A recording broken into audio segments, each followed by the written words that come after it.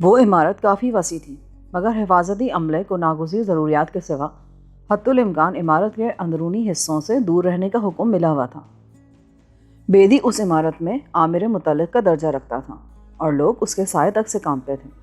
آج تک کسی کو علم نہیں تھا کہ وہ کس قسم کا ڈاکٹر ہے، مگر افواہ یہ تھی کہ وہ ماہر نفسیات دان ہیں۔ اس عمارت میں کام کرنے والے وہیں مقیم رہتے تھے۔ ہر شخص کو اپنی باری کے مطابق مہینے میں ایک بار 4 روز کی مسلسل چھٹی ملتی تھی۔ اس چھٹی کے علاوہ کوئی باہر نہیں جا سکتا تھا۔ وہاں رہنے والوں کا بیرونی دنیا سے صرف اتنا رابطہ تھا کہ ہفتے میں ایک بار گاڑی روزمرہ ضروریات کا سامان اور رسد لے کر وہاں پہنچاتی تھی۔ پہلے تو مجھے شبہ ہوا کہ شاید ذہنی طور پر مجھے مروب کرنے کے لیے ان تینوں کے ذریعے عمارت کے بارے میں میرے سامنے پراسرار باتیں پہنچائی جا رہی ہیں، مگر جلد ہی مجھے یقین ہو گیا کہ وہ لوگ سچ بول رہے ہیں۔ 20ویں صدی میں اس عمارت کا وجود میرے لیے سخت حیرت کا باعث تھا۔ مجھے ایسا لگ رہا تھا جیسے میں کسی سنگین قلعے میں آ پھنسا ہوں، اور جہاں کوئی کسی کے بارے میں کچھ نہیں جانتا، اور جہاں داخلے کے بے شمار راستے ہوں مگر نکاسی کی ہر راہ مسدود ہو۔ شام 5 بجے ایک شخص نے ڈاکٹر بیدی کا پیغام لا کر وہ محفل درہم برہم کر دی۔ بیدی نے مجھے فوراً طلب کیا تھا۔ یہ پیغام ملتے ہی میرا دل کنپٹیوں میں دھڑکنے لگا۔ شاید وہ مردود میرے بارے میں وسیع اختیارات حاصل کرنے میں کامیاب ہو گیا ہے۔ میرے پاس اس بلاوے سے مفر کی کوئی صورت نہیں تھی۔ میں بادل ناخواستہ بیدی کے قاصد کے ساتھ ہو رہی ہوں۔ برآمدے میں نکلنے کے بعد ایک طویل چکر کاٹ کر میں راہداری میں داخل ہوا۔ اس وقت پوری عمارت پر ہولناک سکوت طاری تھا، خاص طور پر اس کشادہ راہداری میں آنے کے بعد تو ہمیں اپنے قدموں کی آواز کے سوا کوئی آہٹ سنائی نہیں دے رہی تھی۔ باہر سے وہ 2 منزلہ عمارت جتنی وسیع تھی، اس کی اندرونی ساخت اسی قدر پیچیدہ تھی۔ راہداریوں اور کئی اندرونی دالانوں سے گزر کر آخر کار ہم ایک راستے کے آخری سرے پر پہنچے۔ وہاں ایک بند دروازہ موجود تھا۔ مجھے لانے والے نے اپنی جیب سے کوئی چیز نکال کر دروازے میں بنے ہوئے پیتل کے ایک چوکور خانے میں رکھی اور وہ دروازہ کھلتا چلا گیا۔ جب وہ آدمی پھرتی کے ساتھ اپنا ہاتھ جیب میں واپس ڈال رہا تھا تو میں سنہرے رنگ کے دھات کے ایک چوکور ٹکڑے کی بس جھلک ہی دیکھ پایا۔ اس دروازے کے پیچھے تہہ خانے کی کشادہ سیڑھیاں نظر آ رہی تھیں۔ ہم دونوں نے پہلی سیڑھی پر قدم رکھا ہی تھا کہ دروازہ کسی خودکار نظام کے تحت بند ہو گیا۔ سیڑھیوں کا اختتام ایک راہداری میں ہوا جس میں دونوں طرف 2 دروازے موجود تھے۔ بائیں جانب آخری دروازہ نیم با تھا اور اس جانب سے مشینی کھٹکوں کی ہلکی ہلکی آوازیں سنائی دے رہی تھیں۔ میرے لانے والے نے اسی کمرے کی طرف ہاتھ اٹھا کر مجھے اندر جانے کو کہا اور خود وہیں رک گیا۔ میں اندر داخل ہوتے ہی چونک پڑا۔ اس کمرے میں ایک بہت بڑا ریڈیو کنسول موجود تھا اور اس کے آگے 2 آدمی کانوں پر ہیڈ فون چڑھائے دھیمی آواز اور ناقابل فہم زبان میں کچھ کہے جا رہے تھے، ساتھ ہی پینسل سے پیڈ پر نوٹ لکھتے جا رہے تھے۔ ان کے پیچھے بیدی موجود تھا اور دروازے کی طرف منہ کیے شاید میرا ہی منتظر تھا۔ G619 پر ہاک سے ملاؤ۔ مجھے دیکھتے ہی بیدی نے آپریٹر سے کہا، یس سر۔ اس نے جلدی سے کہا، پھر اپنے سر پر چڑھے ہوئے ہیڈ فون کا پلگ پینل میں لگے ہوئے ساکٹ میں لگا دیا اور اس کی انگلیاں پھرتی کے ساتھ مختلف ڈائلوں اور کھٹکوں سے الجھنے لگیں۔ وہ عمارت وقت گزرنے کے ساتھ ساتھ میرے لیے طلسم ہوش ربا بنتی جا رہی تھی۔ مواصلات کا وہ لاسلکی اور ریڈیائی نظام اس عمارت کی اہمیت کا ایک بڑا ثبوت تھا۔ تم نے مجھے کیوں بلایا ہے؟ شش۔ بیدی نے ہونٹوں پر انگلی رکھ کر خاموش رہنے کا اشارہ کیا۔ ادھر وہ آپریٹر بیدی کی ہدایات پر عمل پیرا تھا۔ کافی دیر کی کوشش کے بعد کنسول میں لگے ہوئے کسی خفیہ اسپیکر پر دھیمی سی ٹوں ٹوں کی آواز ابھرنے لگی۔ G619 0 calling. ریڈیو ٹون پہچانتے ہی آپریٹر کی زبان مشینی انداز میں چل پڑی۔ G619 receiving over. ایک بھاری مردانہ آواز سنائی دی۔ وہ آواز سنتے ہی بیدی لپک کر کنسول پر پہنچ گیا۔ G619 02 اسپیکنگ، مجھے ہاک سے بات کرنی ہے، اوور۔ وہ بہت حساس وائرلیس ریسیونگ سیٹ تھا جس پر آواز بالکل صاف اور واضح سنائی دیتی تھی۔ میری نظر کنسول پر لگے مونوگرام پر گئی۔ وہاں امریکہ کے مشہور زمانہ ادارہ ITT کا نام لکھا ہوا تھا، جو لاسلکی اور ریڈیائی مواصلات میں دور جدید کا رہنما سمجھا جاتا تھا۔ ہیلو 02، میں ہاک ہوں، اوور۔ قدرے سکوت کے بعد کمرے میں ایک آواز ابھری اور مجھے یہ پہچاننے میں ذرا بھی دشواری پیش نہیں آئی کہ بولنے والا جسپال سنگھ تھا۔ وہ میرے سامنے موجود ہے سر، اوور۔ بیدی کے الفاظ احترام آمیز تھے مگر لہجہ سپاٹ اور سرد۔ میری بات کراؤ اس سے۔ اوور۔ بیدی نے مڑ کر مجھے دیکھا۔ جسپال صاحب سے بات کرو۔ میں اپنے عروج کے دنوں میں جرائم کی دنیا کا بے تاج بادشاہ رہا تھا۔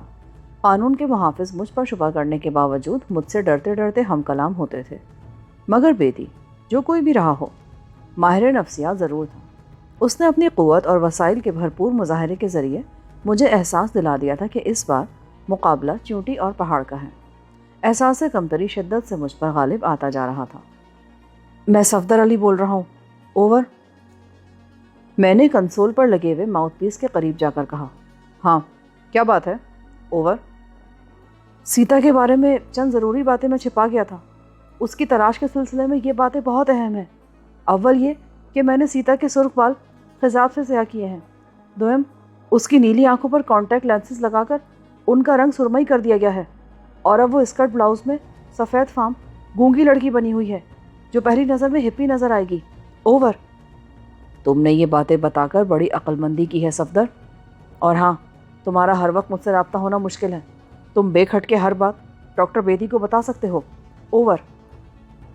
جسپال کی مسرت آمیز آواز ابھری۔ اس کا نام آتے ہی میرے ذہن پر جھلاہٹ سوار ہو گئی۔ یہ مشکل ہے، ڈاکٹر بیدی کا ساتھ میری زندگی تلخ کر دے گا۔ اوور۔ وہ بہت ہمدرد انسان ہے صفدر، ہند میں اس کے پائے کا ماہر نفسیات ملنا بہت مشکل ہے۔ وہ تمہاری بہتیری ذہنی گتھیوں کو سلجھا سکے گا۔ اوور۔ ماہر نفسیات؟ مجھے تو وہ خود بگڑا ہوا نفسیاتی مریض معلوم ہوتا ہے۔ تمہیں معلوم ہے اس نے میرے ساتھ ہاتھا پائی بھی کی ہے۔ اوور۔ اوہ، تھوڑا صبر کرو، پھر سب ٹھیک ہو جائے گا۔ اس وقت میں بہت مصروف ہوں، تمہاری خاطر ایک میٹنگ سے اٹھ کر آیا ہوں۔ Over and all. ریسیونگ اپریٹرز اچانک ہی خاموش ہو گیا۔ باہر نکلو۔ بیدی کا لہجہ شاید حالات اور واقعات کا کوئی اثر قبول کیے بغیر سدا یکساں رہتا تھا۔ تہخانے کی راہداری میں آ کر اس نے ریڈیو روم کا دروازہ بند کر دیا۔ مجھے خوابگاہ سے وہاں پہنچانے والا شاید پہلے ہی جا چکا تھا۔ سنو صفدر۔ دروازہ بند کرنے کے بعد وہ سختی سے میرا بازو دبا کر بولا۔ حادثے کے بعد جب تمہیں پہلی بار صفدر علی کی حیثیت سے پہچانا گیا تو اپنے محکمے کی جانب سے میں نے بھی تمہارا معائنہ کیا تھا۔ بے ہوشی کے عالم میں تم جو ہیزان بک رہے تھے، میں نے صرف اسی کی بنا پر اپنا فیصلہ سنا دیا تھا۔ تم جیسے مکار اور خود غرض لوگ لاکھوں میں چند ایک ہی ہوا کرتے ہیں۔ میں انسانوں کے ذہنوں میں جھانکنے کی بے پناہ صلاحیت رکھتا ہوں، اور میرا دعویٰ ہے کہ تم ابھی تک ہمارے ساتھ مخلص نہیں ہو۔ پارس جہاں بھی ہے تمہاری پہنچ میں ہے۔ جب تک تمہارے ساتھ نرم رویہ رکھا جائے گا تم مکاری اور مدافعت پر تلے رہو گے۔ تم صرف اور صرف تشدد کے سامنے سج اگل سکتے ہو، مگر میرے اوپر والے تمہیں سونے کا انڈا دینے والی مرغی سمجھ رہے ہیں۔ وہ تمہارے ذہنی توازن کی طرف سے فکر مند ہیں۔ پارس پتھر کی دستیابی تک تمہاری صحت اور زندگی کے محافظ بنے ہوئے ہیں۔ انہوں نے میری بات مان لی ہوتی نا تو اب تک پارس پتھر کا سراغ تم بتا چکے ہوتے۔ بڑے مجبور ہو تم اپنے اوپر والوں کے سامنے۔ اتنا زیادہ بھی نہیں۔ وہ سکون سے بولا اور میرا ہاتھ تھامے تہخانے کے کمرے میں گھس گیا۔ جہاں جسمانی تشدد سے مجبور ہو جاتا ہوں وہاں ذہنی اذیت سے آدمی کو پاگل کر دیتا ہوں۔ دیکھو، یہ میری تجربہ گاہ ہے۔ اس کمرے میں میری کوششوں کے نتیجے میں 3 برس قبل ناگالینڈ آزاد ہونے سے بچ گیا۔ وہ لوگ ایک بیرونی طاقت کے سہارے علیحدگی کی سازش کر چکے تھے۔ ہمیں اس کی ذرا سی بھنک مل گئی۔ اصل سازشی بچ نکلے، مگر ان کا ایک رکن ہاتھ لگ گیا، اور اس کمرے میں صرف 3 گھنٹے کی محنت کے بعد اس نے پورا منصوبہ اگل دیا۔ سازش کی جڑیں کاٹ دی گئیں اور سازشی لیڈر لنڈن بھاگ گئے۔ اب وہ وہاں رضاکارانہ جلا وطنی کی زندگی گزار رہے ہیں۔ تمہارا نام طب کے پیشے پر بدنما داغ ہے بیدی۔ میں نے حقارت سے کہا۔ یہ صندوق دیکھ رہے ہو تم؟ وہ میرے تبصرے پر توجہ دیے بغیر بولا۔ اس میں آدمی کو لٹا کر ڈھکنا مقفل کر دیا جاتا ہے۔ اس صندوق میں 3 طرف تانبے کی نالیاں ہیں جن میں حسب خواہش بھاپ یا نمک کا یک بستہ محلول گزارا جاتا ہے۔ مجھے صرف ایک بٹن دبانا پڑتا ہے اور سارا کام خود بخود ہوتا چلا جاتا ہے۔ صندوق کی ساخت ایسی ہے کہ نہ وہ باہر کی حرارت جذب کرتا ہے اور نہ اپنی حرارت خارج کرتا ہے۔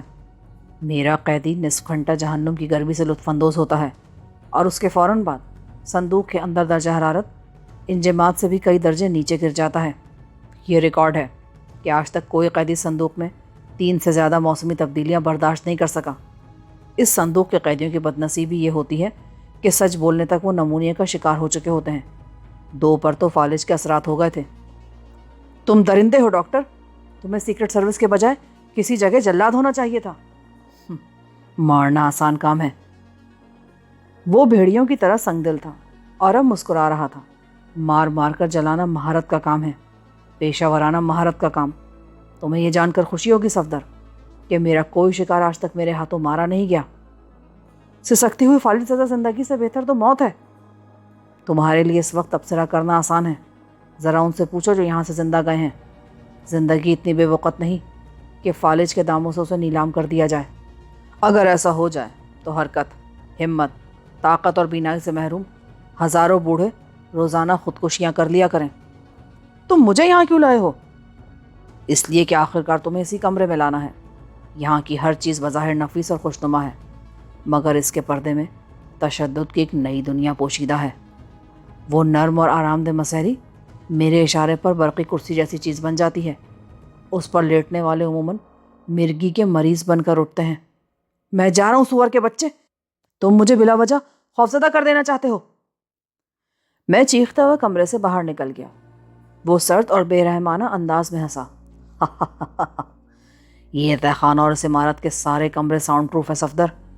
میری مدد کے بغیر تم اس دروازے کو بھی نہیں کھول سکو گے. یہ انڈین سیکرٹ سروس کا اہم ترین تجرباتی مرکز ہے. یہاں آنے والے صرف میری مرضی پر عمل کر کے صحیح الدماغ رہ سکتے ہیں.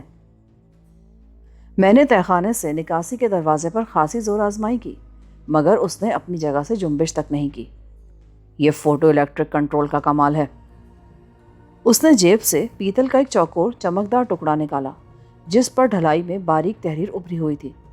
وہ ٹکڑا اس نے دروازے میں بنے ہوئے پیتل کے فریم میں رکھا اور فوراً ہی دروازہ کھل گیا. جلدی باہر نکلو, 80 سیکنڈ کے بعد یہ دروازہ پھر بند ہو جائے گا. وہ پیتل کا ٹکڑا اندرونی جیب میں رکھتے ہوئے بولا. میں تیزی سے دروازے کی دوسری طرف نکل گیا. اب تمہیں اندازہ ہو چکا ہوگا کہ تم یہاں کس قدر مجبور و محکوم ہو. میں سینکڑوں آنکھیں اور ہزاروں کان رکھتا ہوں. مجھے معلوم ہے کہ اپنی خوابگاہ میں گارڈز کے ساتھ تاش کھیلتے ہوئے تم نے ان سے اس عمارت کے بارے میں بہت کچھ جاننے کی ناکام کوشش کی تھی, مگر یہ یاد رکھو کہ یہاں کوئی شخص ضرورت سے زیادہ نہیں جانتا.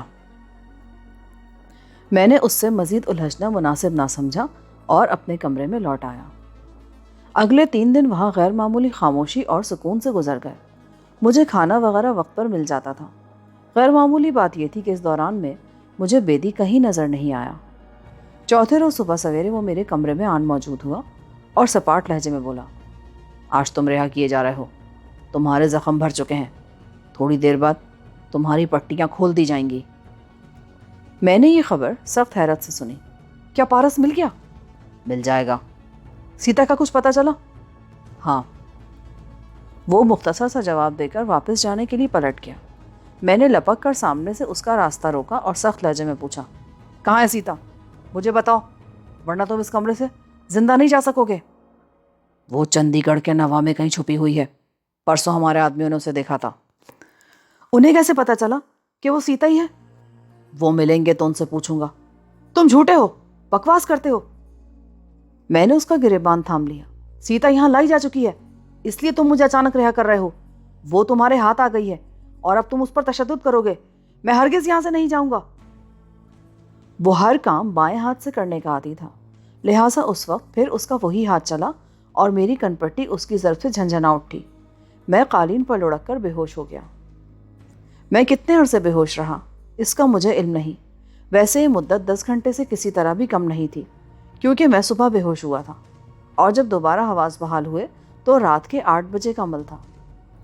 ہوش میں آنے کا پہلا سبب وہ گرم گرم لجلجا لمس تھا جو مجھے اپنے چہرے پر محسوس ہو رہا تھا. حواس کی بحالی کے ساتھ ہی اس لمس میں حرارت آگی سانسوں کا احساس بھی شامل ہو گیا. میں نے کسلمندانہ انداز میں آنکھیں کھولنے اور پہلو میں اس وجود کو ٹٹولنے کی کوشش کی جس کے سانس میرے چہرے سے ٹکرا رہے تھے. تو بیک وقت 2 انکشافات ہوئے. اول یہ کہ میں ننگی زمین پر پڑا ہوا تھا. دوم یہ کہ اس وقت سردی خاصی شدید تھی. میں ہڑبڑا کر زمین سے اٹھا اور فضا ایک ہلکی سی چیخ سے گونج اٹھی. میرا منہ چاٹنے والا کتا مجھے بیدار ہوتے دیکھ کر وہاں سے بھاگ نکلا تھا. کافی دیر تک تو میری سمجھ میں نہ آ سکا کہ یہ سب کیا ہے اور میں کیوں کر اس حال کو پہنچا، مگر عناصر فطرت ایسے حالات میں انسان کی بڑی مدد کرتے ہیں۔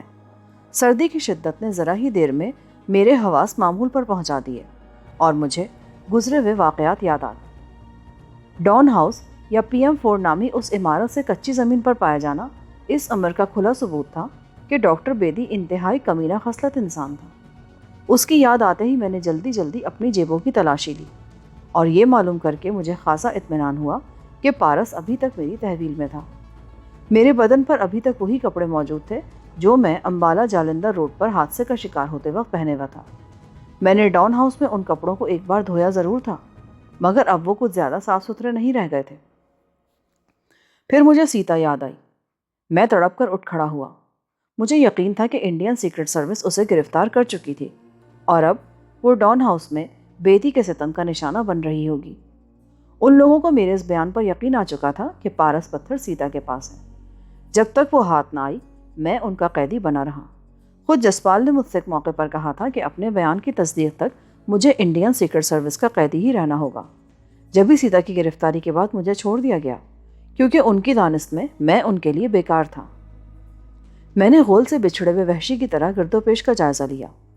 وہاں ہر طرف ویرانی کا راج تھا۔ تارکول کی سیاہ چمکیلی سڑک دور دور تک پھیلی ہوئی تھی۔ اس کے اطراف میں کھلا میدان تھا یا اکا دکا تناور درخت۔ ایک طرف میدان سے بہت دور ننھے ننھے روشن نقطے جھلملا رہے تھے جن سے اس طرف آبادی کی موجودگی کا پتہ چل رہا تھا۔ میں کہاں تھا اور کس شہر میں تھا مجھے علم نہیں۔ میں سر جھلاہٹ اور بے بسی کے عالم میں اس ویران میدان میں ہو لیا جس کے اس پار آبادی نظر آ رہی تھی۔ میں جہاں بھی تھا مجھے اب جلد از جلد امبالہ پہنچنا تھا۔ نہ جانے یہ محض اتفاق تھا یا ان لوگوں کی سوچی سمجھی تدبیر کہ ڈان ہاؤس میں جاتے اور وہاں سے آتے ہوئے دونوں مرتبہ میں بے ہوش تھا اور اس عمارت کے محل وقوف سے باخبر نہیں ہو سکا تھا، مگر مجھے امید تھی کہ اس جیسی ہیبت اور شوکت والی عمارت دور دور مشہور ہوگی۔ اس کا اصل نام تو P4 تھا، مگر ڈان ہاؤس کے حوالے سے امبالہ کا کوئی بھی رہنے والا مجھے وہاں پہنچا دیتا۔ پھر اس عمارت کے احاطے کی دیوار غیر معمولی طور پر بلند تھی اور اس پر خاردار تاروں کی دوہری باڑ بھی موجود تھی۔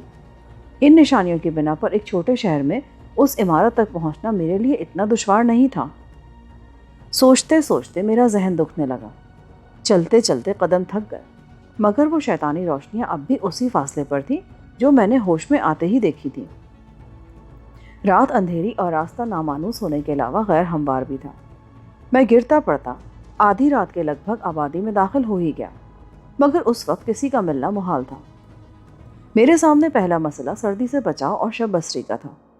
گرمیاں ہوتی تو کہیں بھی پڑ رہتا، مگر اس رات تو یخبستہ ہوائیں مجھے منجمد ہی کر دیتی۔ پہلے میں نے کسی گھر میں کودنے اور چند گرم کپڑے چرانے کا ارادہ کیا، مگر اس کو عملی جامہ پہنانے کی ہمت نہ کر سکا۔ سیکرٹ سروس سے ٹکراؤ کے بعد اپنی ذات پر میرا اعتماد ہل کر رہ گیا تھا اور میں یہ پسند نہیں کرتا تھا کہ چوری جیسے حقیر جرم میں حوالات کی سیر کروں۔ آبادی میں گھومتے ہوئے اچانک میری نظر ایک دروازے پر جھولتے ہوئے ٹاٹ کے پردے پر پڑی اور بے اختیار میرے قدم اسی جانب بڑھ گئے۔ صفدر علی کو وقت کے بے رحم دھارے نے اس مقام پر لا کھڑا کیا تھا کہ جیب میں پارس پتھر موجود ہونے کے باوجود وہ ٹاٹ کا پردہ چرانے پر مجبور ہو گیا تھا۔ پردہ چند کیلوں کے ذریعے چوبی چوکھٹ میں ٹھکا ہوا تھا۔ 2-3 محتاط جھٹکوں کے بعد ٹاٹ کا وہ پردہ صحیح سالم میرے ہاتھ میں آ گیا اور میں اسے کمبل کی طرح اوڑھ کر ایک طرف ہو لیا۔ وہ رات میں نے ٹاٹ اوڑھ کر فٹ پاتھ پر کروٹیں بدلتے بسر کی اور قرب و جوار میں زندگی کی نقل و حرکت محسوس کرتے ہی اپنی جگہ سے اٹھ گیا۔ سورج طلوع ہونے تک مجھے مجبوراً وہ ٹاٹ اوڑھے رہنا پڑا۔ اس کے بعد مجھے اپنے وہ 4 لاکھ سے زائد روپے یاد آئے جو بے ایمان ڈاکٹر بیدی صاف کھا گیا تھا۔ وہ رقم پاس ہوتی تو بازار کھلتے ہی میں اپنے لیے کچھ گرم ملبوسات وغیرہ خرید سکتا تھا، مگر اب تو مٹھی بھر چنوں سے آتش شکم سرد کرنے کی بھی استطاعت نہ تھی۔ بھکاریوں جیسے حلیے میں سونا بیچنے کی کوشش خطرناک تھی۔ لوہے کی کسی ہلکی پھلکی چیز کو پارس کے لمبے سے سونے میں بدلنا آسان تھا، اس سے آگے ہر کام مشکل تھا۔ اول تو سونے کا لین دین کرنے والے کسی ادارے کا پتہ چلانا محال تھا۔ پتہ مل بھی جاتا تو وہ یہی سمجھتے کہ میں چوری کا مال بیچ رہا ہوں، جبکہ مجھ میں اب ذرا بھی خطرہ مول لینے کا یارہ نہ تھا۔ میرے بدن پر بوسیدہ کپڑوں کے سوا ایسی کوئی چیز نہیں تھی جسے میں بیچ سکتا۔ اس نازک صورتحال میں اچانک میری نظر نگ سے محروم چاندی کی انگوٹھی پر پڑی جو ہمالیہ کے ہولناک وادیوں میں سیتا کی معصوم ماں سندری نے مجھے تحفے میں دی تھی۔ چاندی کے ظروف بنانے والوں کے بازار میں چاندی کا لین دین کرنے والے کئی کیبن نظر آئے۔ میرا مدعا جان کر دکاندار نے گہری ناقدانہ نظروں سے میرا جائزہ لیا، پھر اس کی نگاہیں میرے دھول میں اٹے ہوئے ننگے پیروں پر جم کر رہ گئیں۔ یہ چوری کی نہیں ہے؟ اس کی نگاہیں بھاپ کر میں جلدی سے بول پڑا اور اپنا ہاتھ اس کے سامنے کر دیا۔ یہ دیکھو، میری انگلی پر اس انگوٹھی کا نشان موجود ہے۔ مجبوروں نے مجھے اس حال تک پہنچا دیا، ورنہ یہ انگوٹھی میرے لیے لاکھوں روپے میں بھی سستی تھی۔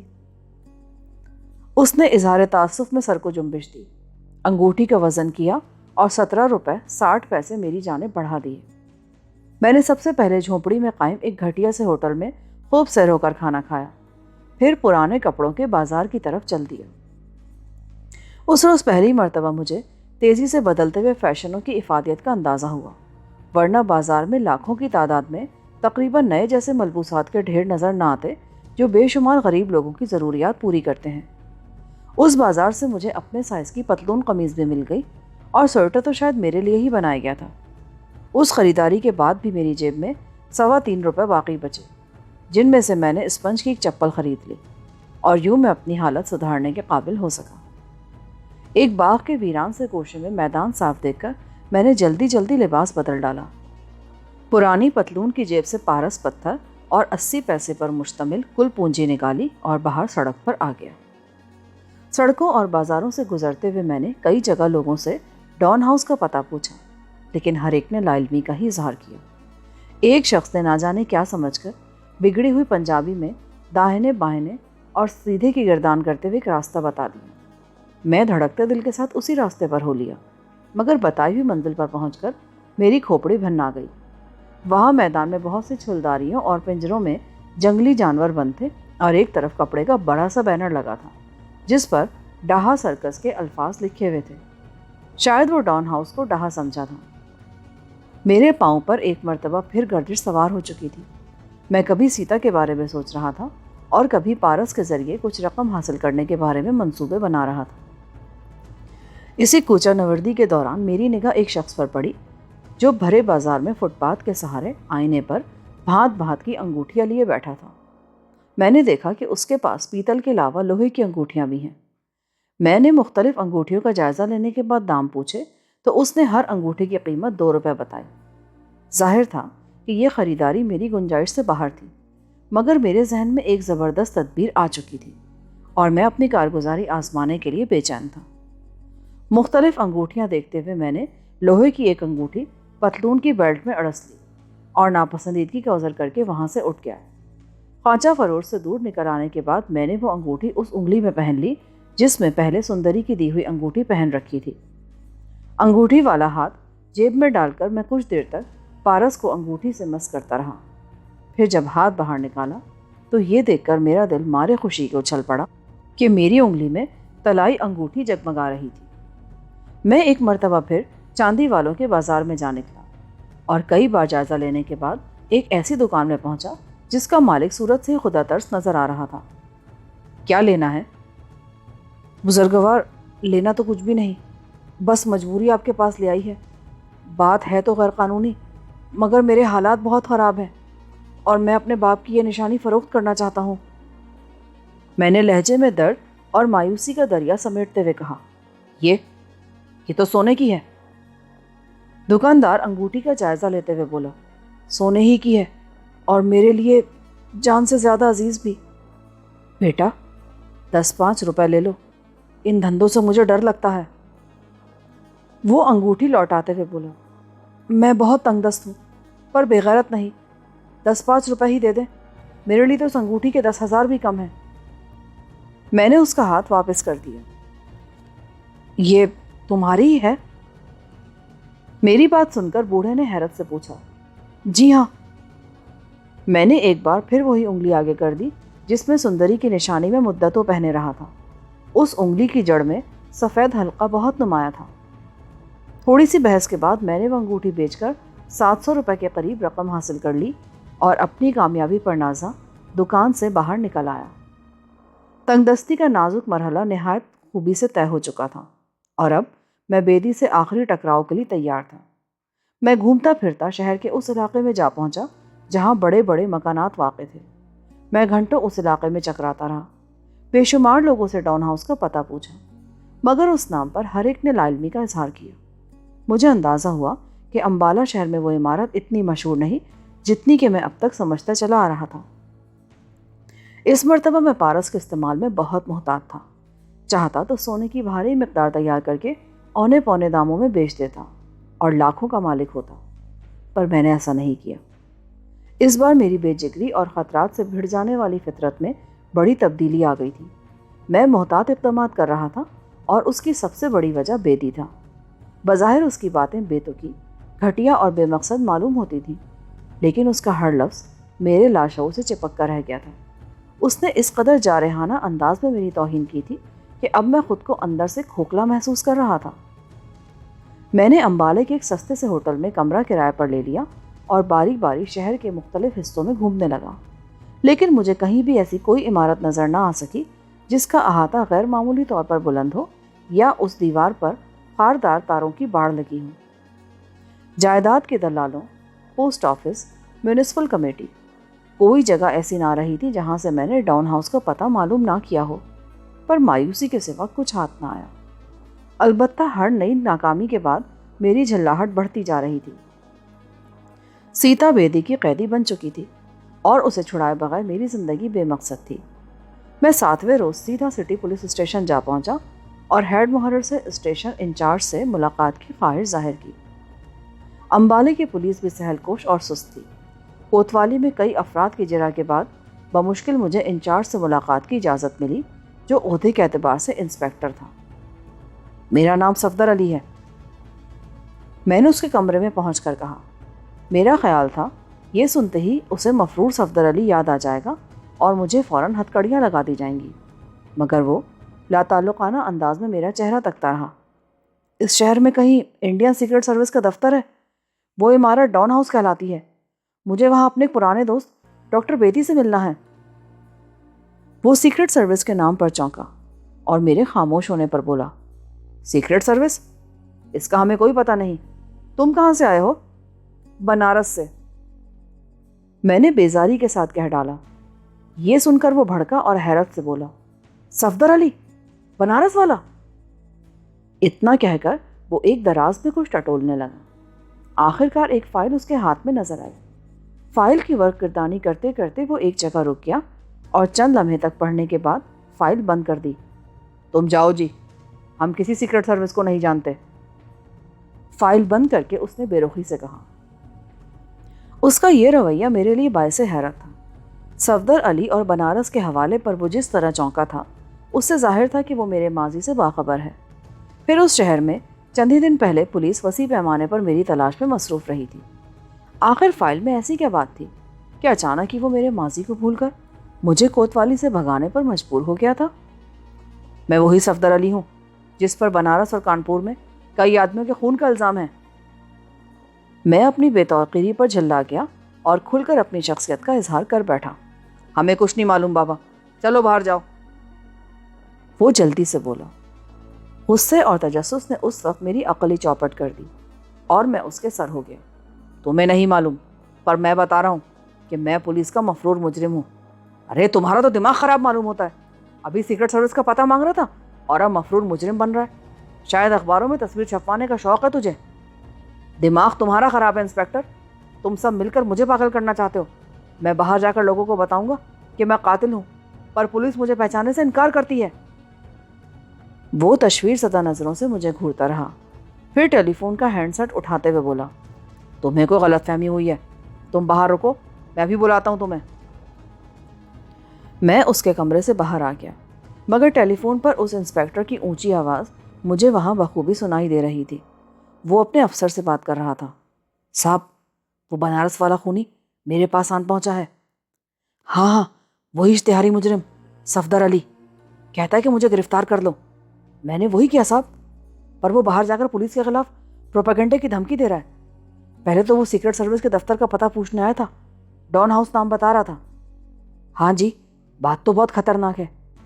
जी हाँ, जी जी, اس کے بعد وہ بار بار جی جی ہاں جی کرتا رہا. شاید دوسری جانب سے اسے ہدایات دی جا رہی تھیں. ٹیلی فون کا سلسلہ منقطع کرنے کے بعد اس نے مجھے اندر بلایا. تم اپنی گرفتاری چاہتے ہو یا ڈاکٹر بیدی کا پتہ؟ بیدی، مجھے اس کا پتہ چاہیے. سیکرٹ سروس سے ہمارا کوئی تعلق نہیں. وہ نرم لہجے میں بولا. نہ ہم پورے شہر میں ڈان ہاؤس نام کی کسی عمارت سے واقف ہیں. تم سیدھے نئی دہلی چلے جاؤ. وزارت داخلہ کے ڈپٹی سیکرٹری گوپال صاحب تمہیں سب کچھ بتا دیں گے. اور اگر میں گرفتار ہونا چاہوں تو؟ ہم تمہیں گرفتار کر کے پاگل خانے بھجوا دیں گے. پاگل خانے؟ ہاں، تم پاگل ہو. شہر میں تمہاری وجہ سے نقص امن کا خطرہ تھا. تم خود کو کبھی صفدر علی کہتے ہو، کبھی صدر نکسن کا بھانجا بتاتے ہو. اس کی بات پر میں دانت پیس کر رہ گیا. اس کا افسر واقعی ذہین آدمی تھا. شاید محکمہ پولیس کو کہیں سے ہدایات مل چکی تھی کہ صفدر علی کا قصہ بھلا دیا جائے، لہٰذا میری فائل بند کی جا چکی تھی. مگر میری دھمکی خطرناک تھی. میں شہر جا کر واقعی شور مچا دیتا کہ میں صفدر علی ہوں اور پولیس مجھے گرفتار نہیں کر رہی، تو ہراس کے علاوہ پولیس کے خلاف نفرت بھی پھیل جاتی. اس نے اپنی ساکھ کو بچانے اور اوپر کی ہدایات کی پابندی کرتے ہوئے بڑا اچھا راستہ نکالا تھا. مجھے پاگل قرار دے کر پولیس پاگل خانے پہنچا دیتی اور چند ہی دن میں واقعی پاگل ہو جاتا. کسی کو خبر تک نہ ہوتی کہ صفدر علی کون تھا اور کہاں چلا گیا. میں کوتوالی سے نکلا تو خاصے غصے میں تھا. جی چاہتا تھا کہ کسی بلند مقام پر کھڑے ہو کر پورے شہر کو اپنے گرد جمع کروں اور انہیں بتاؤں کہ میں اس دور کا سب سے عظیم انسان ہوں. میں ایسے پتھر کا مالک ہوں جس کے لمس سے لوہا سونے میں بدل جاتا ہے. لوگوں کی نگاہیں میرے احترام میں جھکتی چلی جائیں، انہیں صحیح معنوں میں میری عظمت کا اندازہ ہو جائے. میں انہی خیالات میں غلطا چلا جا رہا تھا کہ اچانک میرے کانوں میں سیتا کا نام آیا. میں تیزی سے پلٹا تو 2 آدمی گرد و پیش سے بے خبر باتیں کرتے چلے جا رہے تھے. ان کے سوا دور تک کوئی نہ تھا. میرے قدم زمین میں گڑ کر رہ گئے اور وہ باتیں کرتے میرے قریب سے لاپرواہ انداز میں گزر گئے. میں دبے قدموں ان کے پیچھے ہو لیا. کب کی بات ہے؟ کل شام پکڑی گئی ہے. سنا ہے دھوکے سے ہاتھ آئی ہے. اتنی بہادر لڑکی کو تو ضرور دیکھنا چاہیے. کیا نام بتایا تھا تم نے اس کا؟ سیتا. اس کا ساتھی تو پہلے ہی پکڑا گیا تھا مگر پولیس نے خبر دبا دی تھی.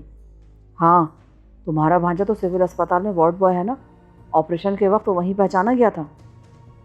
اب مجھ سے ضبط نہ ہو سکا. میں لپک کر ان دونوں کے برابر میں جا پہنچا. کیا سیتا پکڑی گئی ہے؟ ان دونوں نے حیرت اور ناپسندیدگی کے ساتھ میری طرف دیکھا. پھر ایک بولا. کون سیتا؟ وہی جس کی تم بات کر رہے تھے. ہاں، وہ کل شام پکڑی گئی ہے. سنا ہے ڈان ہاؤس میں ہے. Don house? یہ کہاں ہے؟ بہت بڑی بلڈنگ ہے. کہیں دیکھی تو تھی پر اس وقت یاد نہیں. پھر وہ اچانک مشتبہ نظروں سے مجھے گھورنے لگا. کیا سیتا تمہاری رشتہ دار ہے؟ نہیں، بس اسے دیکھنے کا شوق ہے. رہتے کہاں ہو؟ راجہ ہوٹل میں. اوہو، ہم بھی تو اسی ہوٹل میں ہیں.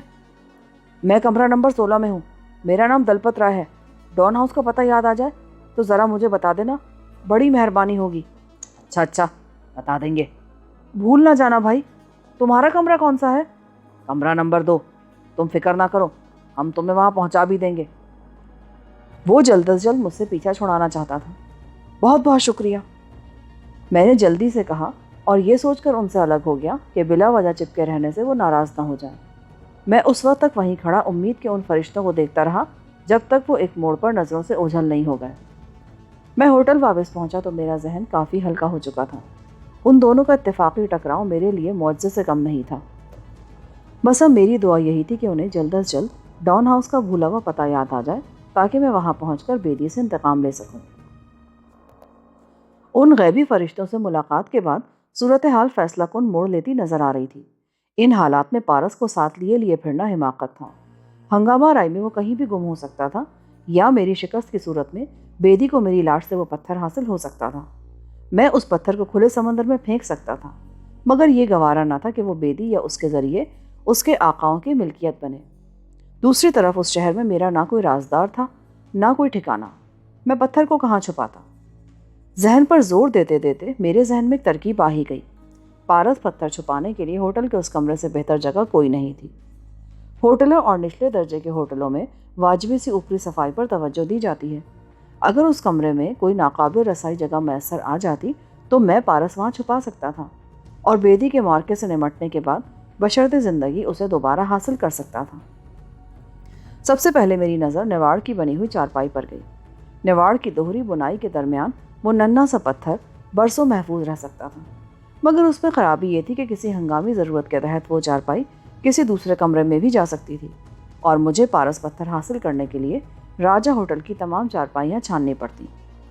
काफ़ी सोच विचार और तलाश के बाद एक तजवीज़ मेरे जहन में आ ही गई। मैं कमरे से निकला और काउंटर से च्युइंगम का पैकेट खरीद कर वापस आ गया। अपनी तजवीज़ पर अमल करने के लिए मुझे खाने का इंतज़ार था। खाना आया तो मैंने बैरे से छुरी भी मंगवा ली।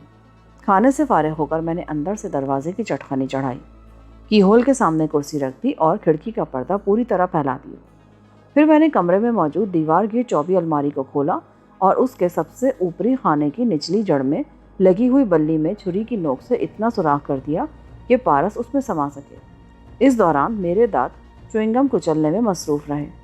मैंने पारस पत्थर उसमें डालकर ऊपर से च्युइंगम भर दी, फिर उस पर फर्श की मिट्टी लगाकर उसे लकड़ी से हमरंग कर दिया। अव्वल तो वो ऊपरी खाना शायद ही कोई मुसाफिर इस्तेमाल करता, क्योंकि फ़र्श पर खड़े होकर उसे देखा नहीं जा सकता था।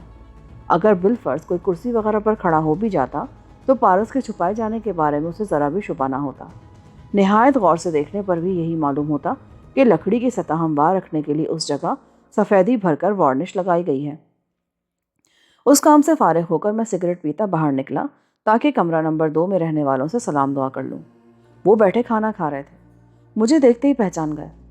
खाने के बाद हम तुम्हारी तरफ ही आने वाले थे। दिल को दिल से राह होती है जनाब। दरअसल शहर में हमारा काम ख़त्म हो गया है। कल सुबह हम पटियाला वापस जा रहे हैं। तुमसे वादा कर लिया था, इसलिए सोचा कि डॉन हाउस का पता बता दें। पता याद आ गया तुमको? हाँ, मोहनपुरा में है। याद तो क्या खाक आता। दरअसल शाम को हम इधर से गुजरे तो बोर्ड नज़र आ गया। क्या बात है, लड़की देखने का तुम्हें बड़ा शौक़ है। इश्क तो नहीं होगा उसकी तस्वीरें देख देख कर? दूसरे ने मेरी गैर मामूली दिलचस्पी पर तबसरा किया। लड़की ज़ात में इतना हौसला ना कभी देखा ना सुना, इसीलिए उसे ज़रा करीब से देखना चाहता था मैंने बात बनाने के लिए हंसकर कहा, करीब से या छू कर?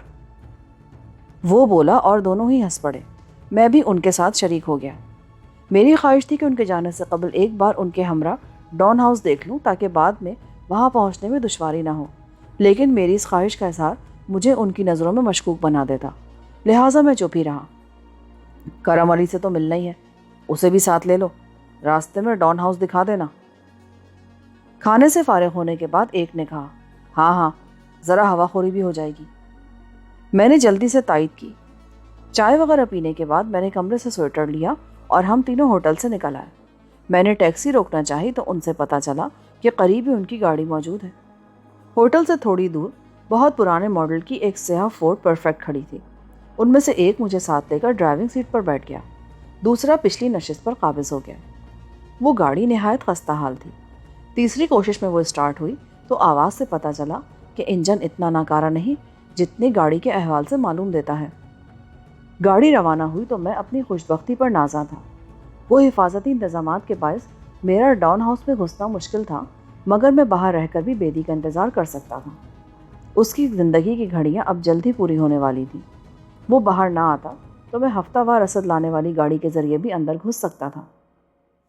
इन्हीं ख्यालात में मैं गलता था कि गाड़ी तेज़ी के साथ एक वीरान सड़क पर दौड़ी चली जा रही थी। अचानक मेरे सर के अकबी हिस्से पर किसी सख्त चीज़ की शदीद ज़रब लगी और मैं फ़ौरन ही हवास खो बैठा। मेरा जहन तेज़ी के साथ तारीकियों के दलदल में गहरा और गहरा डूबता चला जा रहा था।